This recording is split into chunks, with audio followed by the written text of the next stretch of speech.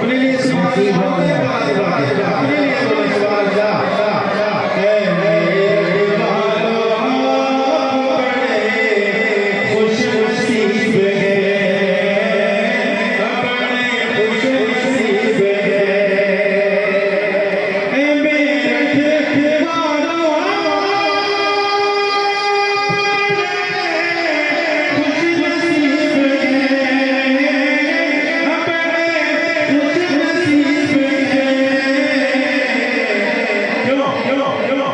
ये सारे उलमा आपके मेहमान हो गए ये सारे उलमा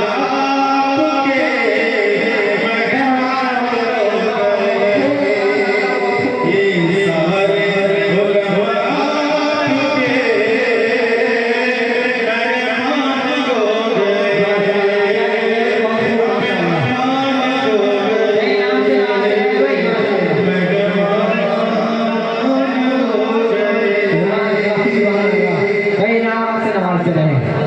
खुदा